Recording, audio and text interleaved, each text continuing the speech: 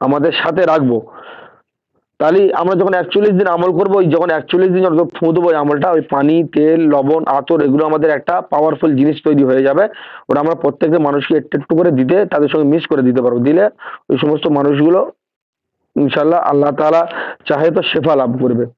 এই জন্য আমরা মঞ্জিলটা যারা বুঝতে পেরেছি, আমি আরেকবার বলছি, 5 ওয়াক্ত নামাজে আপনাদের প্রত্যেককে 5 বার তেলাওয়াত করতে হবে। যদি কোনো ওক্তে ছেড়ে যায় বা আপনি সফরে থাকেন, সেই ওক্তে আপনি পড়ে নেন, নামাজটা আপনি পরে পড়ে নেবেন, অসুবিধা নাই। এমনও না হয় যে আপনি আসর সময় পড়েছে কি পড়েননি মনে নেই, ভুলে গেছেন বা একদিন পড়া হয়নি, তাহলে আপনাকে পুনরায় নতুন ভাবে এই মঞ্জিলের আমলটা শুরু করতে হবে। এই মঞ্জিলের সাথে সাথে আপনাকে 5 ওয়াক্ত নামাজে 5টা আমল আপনি জুড়ে দেবেন। সূরা ফাতিহা, আয়াতুল কুরসি, সূরা ইখলাস, সূরা ফালাক, সূরা নাস। আপনি যেই ওক্তে যে আমলটা শুরু করবেন, সেই ওক্তেই সেই আমলটা আপনাকে প্রত্যেকদিন ধরে রাখতে হবে। আমল হয়ে যাবার পরে আপনি যেমন ভাবে আপনাকে 2 ওক্ত বলা হয়েছে, ফজর বাদ আর জোহর বাদ, আপনি আপনার পরিবার পরিজনদের ফু দিয়ে দেবেন। হাতের যেমন চোখ বন্ধ করে তাদের ছবিটাকে আপনার চোখের চেহারা নিয়ে আসবেন।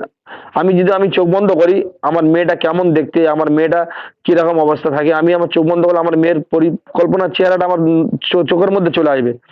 এই জন্য আমাদের প্রত্যেকে চোখ বন্ধ করলে আমাদের বাল বাচ্চা, বাপ মা, ভাই বোন আমাদের চোখের নজরের মধ্যে চলে আসবে। নিয়ত করব আল্লাহ তাআলা ইনশাআল্লাহ ওই কালামের শক্তিতে তাদের শরীরটাকে বন্ধ করে দেবে। এবার আপনি যেটা প্রশ্ন করেন, আমি প্রশ্ন করার আগে আমি ভেঙে দিচ্ছি। আপনি যেটা বলেন যে হযরত, যে কোনোদিন হয়তো শরীরটা বন্ধ করতে ভুলে গেলাম, কোনো অসুবিধা নাই। আপনি যে আমলটা করছেন ওই আমলের বদৌলতে ইনশাআল্লাহ আপনার পরিবার পরিজন প্রত্যেকেই হেফাজত থাকবে। এটা আপনি করলে কি হবে, আপনাকে এটা জিনিসটাকে আরো ভালোভাবে বেঁধে শক্ত করে মজবুত করা হলো। আর ওটা কোনো অসুবিধা নেই যে আপনি একদিন ফু দিতে ভুলে গেছেন বা অসুবিধা নেই। আপনি যখন আমল করবেন আপনার নিশ্চয়ই স্মরণও থাকবে যে আমার বাল বাচ্চাকে তাদেরকে আমি আল্লাহর পাক কালামের শক্তিতে আমি তাদের শরীরটাকে বন্ধ করে দিচ্ছি, যে তাদের মধ্যে কোনো অশুভ শক্তি যাতে গ্রাস না করতে পারে। বলে আপনি চোখ বন্ধ করে যেমন ভাবে ফু দিতে হয়, আমার প্রত্যেকে মাথায় নেড়ে যেরকম গোল ভাবে ফু দিয়ে দেবেন, ইনশাআল্লাহ তাদের প্রত্যেকের শরীর বন্ধ হয়ে যাবে। এবং আমাদের বাস্তুটাকে যেমন ভাবে বন্ধ করতে হয়, কোন থেকে শুরু করব, বিসমিল্লাহ আল্লাহু আকবার বলে শুরু করব। হাতটাকে টানতে টানতে টানতে টানতে যেমন ভাবে নিয়ে আসা হয় এমন ভাবে নিয়ে এসে এবং টেনে টেনে টেনে টেনে গিয়ে বিসমিল্লাহ কোনে গিয়ে, যেখান থেকে শুরু হয় সেখানে গিয়ে বিসমিল্লাহ আল্লাহু আকবার বলে ফু দেবো। নিয়ত করবো যে আল্লাহ আপনার পাক কালামের শক্তি আমার বাস্তুটাকে আমি হেফাজত করছি, আল্লাহ আপনি এই হেফাজতটাকে কবুল করে নেন। এবং আমরা দোয়া করবো আল্লাহ তাআলার কাছে। আল্লাহ, জি,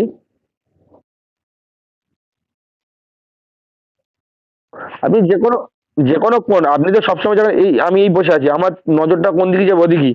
তাহলে আমার শুরু করবো কি যে আমার সিধা যে কোণটা আছে, আমার যখন বাস্তর কোণ, সেই পিছনের দিকে যে কোণটা আছে সেই কোণটা আমি ধরবো। বুঝতে পারলেন? আপনি যে সামনের দিকে শুরু করেন তাহলে আপনার উল্টো হবে, এদিক থেকে করে আপনার ওদিকে যেতে হবে। যখন এদিক থেকে করবে না, এদিক থেকে এসে এদিক থেকে এসে এদিকে গিয়ে এদিকে আসতে হবে, এদিকে আসতে হবে। তাহলে আমি এদিক থেকে শুরু করব, এই কোণ থেকে শুরু করব, এই করে করে করে করে এসে এসে এসে আমরা এই শুরু শেষ করলাম। আর এদিক থেকে যেটা শুরু করি আপনার উল্টো হবে, তাই না? এই জন্য আমরা সবসময় ওই দিক থেকে শুরু করবো, এই সিধা আমাদের যে পিছনের দিকটা আমি যেই সোজা আছি ওই দিক থেকে শুরু করব। অসুবিধা হবে না ইনশাল্লাহ। আপনারা এই আমল করবেন। আর বিভিন্ন রকম ইনশাল্লাহ আরো কিছু শেখানো হবে, যে সবকিছু ধাপে ধাপে আসবে, যে আপনারা নিজেরা পরিকল্পনা করতে পারবেন না, যে তদবির লাইনে এত কিছু থাকে। সব থেকে বড় বিষয় যে একটা মানুষের মেজাজ বের করে একটা তাবিজ সঠিক কি বেঠিক না আপনি যেটাকে ধরতে পারবেন, এই জিনিসগুলো আপনাদেরকে শেখানো হবে শেষের দিকে। যে একটা তাবিজ, সেই তাবিজটা কি সঠিক কি বেঠিক, তাবিজটা কেমন পদ্ধতিতে লিখতে হবে, কিভাবে লিখতে হবে। আমরা তাবিজ লিখি কেমন করে, হজরত আমরা হয়তো ডান দিক থেকে শুরু করে পড়া, যে কোনো ঘরোলা তাবিজ আয়াতে কোরআনের আয়াতগুলো বাদ দিচ্ছে, আয়াত তো ডান দিক থেকে লিখে লিখে যেতে হবে। ঘরোলা তাবিজ কি করি, ডান দিক থেকে লিখি, ধাপে ধাপে এটা লিখি এটা লিখি এটা লিখি এটা লিখি। আবার কেউ আছে এদিক থেকে লিখি, কেউ আছে ধরো এই লম্বা ভাবে লিখে আসি, এই লম্বা ভাবে লিখে এই লম্বা ভাবে লিখি, এগুলো আপনার পুরো একদম ভুল সিদ্ধান্ত। তাবিজ আমাদের লেখার পদ্ধতি যে লিখতে হবে মানে তার দিক হিসেবে তার বের করে, যে কোন ঘরের সংখ্যাটা কম আগে আছে সেটা আগে লিখতে হবে। তারপরে যেমন আপনাকে সাধারণভাবে বোঝাই, 1 থেকে 10 পর্যন্ত গুনতে গেলে আমি 1 থেকে 8-এ পৌঁছে গেলে হবে না। 1 গুনলাম, 8 গুনলাম, 7 গুনলাম, 6-এ এলাম, ফের 9-এ চলে গেলাম, এমন করে তো লিখলে তো যে কোনো মানুষ বলে মানুষটা পাগলা। যখন 1 2 3 4 5 6 7 8 9 10 করে যাব, তখন জিনিসটা প্রত্যেকে বলবে সঠিক। আর এই জিনিসটা একটা কানাও পর্যন্ত বলবে যে না সঠিক গুণ আছে। এই জন্য তাবিজ যখন 1 লিখবো, 1-এর পরে 2 কোন ঘরে আছে সেটা লিখবো, 2 এর পরে 3 কোন ঘরে আছে সেটা লিখবো, এরকম পদ্ধতি আছে। এগুলো আপনাদের ছবি সহ আপনাদেরকে ইনশাল্লাহ বোঝানো হবে। আর তাবিজ সঠিক লেখা বেঠিক চেনার উপায় এগুলো আপনাদেরকে সব শেখানো হবে ধাপে ধাপে। ইনশাল্লাহ আপনারা বৃহস্পতিবার, সামনে বৃহস্পতিবার আছে, আপনারা বৃহস্পতিবার থেকে আমলটা শুরু করেন। আরেকটা বিষয়, এই আমলকারীর জন্য যারা রোহানি শক্তি বেশি বৃদ্ধি পেতে চায় তাদের জন্য জালালি এবং জামালি পরহেজ করা। জালালি খাবার ওই খাবারগুলোকে বলা হয় যেগুলো মোটামুটি প্রাণী থেকে আসে, যেগুলো এক কথায় প্রাণী থেকে আসে। গোশ, মাছ, ডিম, আরো যেমন গরুর দুধ থেকে দই তৈরি হচ্ছে, দই থেকে ছানা হচ্ছে, ছানা মিষ্টি হচ্ছে, এই সমস্ত জিনিস আমরা যত জালালি জামালি আমরা প্রত্যেকে আলেম ওলামা যে আমলের জন্য এটা করলে বড় বড় আকাবিরদের কথা যে রোহানি শক্তিটা বাড়ে, এর জন্য যে কোনো হাদিসে প্রমাণ আছে যে প্রমাণ দিতে হবে বা হাদিসে লেখা আছে এর জন্য আমলের জন্য জালালি জামালি পরহেজ করতে হবে, এটা কোনো বিষয় নয়। জালালি জামালি পরহেজ না করলেও আমরা আমল করতে পারবো। এই আমলের যে ওটা করলে যে একটা পাওয়ারফুল আসে সে পাওয়ারফুলটা আমাদের মধ্যে অতটা থাকবে না। এই জন্য আমরা যারা যতটুকু পারবো যে জালালি জামালি খাদ্যটা পরহেজ করার এই সম্পর্কে একটা ভিডিও আমি আপনাদের গ্রুপে দিয়ে দেবো।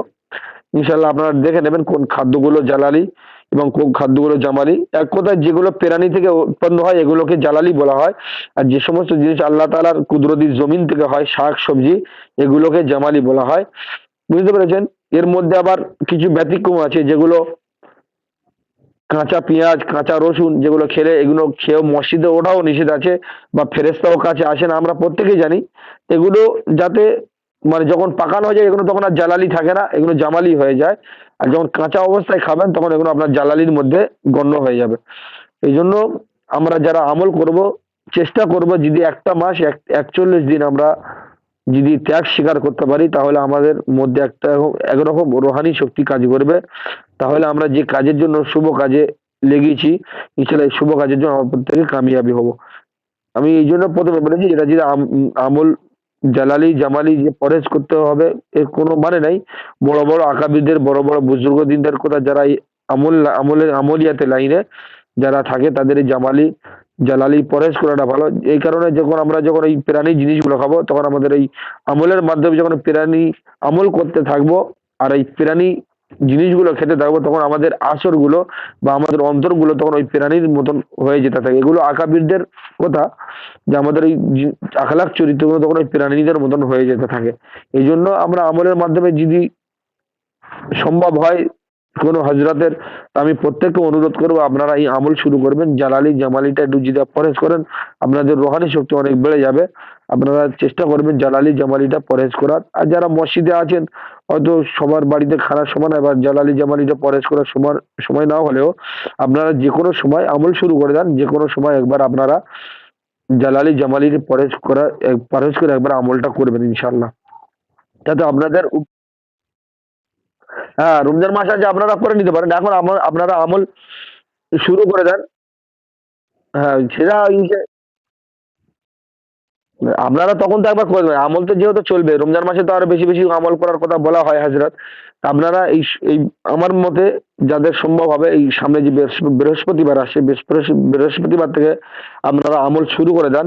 আপনারা একটা তারিখ নির্ধারিত রেখে দেয় এই দিন থেকে আমল শুরু করেছি, আমল শুরু করেন। আর ইনশাল্লাহ যা শেখাবো আপনারা এই দেখে আপনারা কাজ এখন থাকতে ইনশাল্লাহ করতে পারবেন, রোগীর চিকিৎসাও করতে পারবেন। এই কি হতো বড় বড় কাজ না করতে পারলে ইনশাল্লাহ ছোটখাটো কাজ আপনাদেরকে ইনশাল্লাহ করতে পারবেন। এতটুকু আল্লাহ তাআলার কাছে আশাবাদী। আর আপনারা রোগ নির্ণয়ের পদ্ধতি কাল থেকে ইনশাল্লাহ শেখাবো।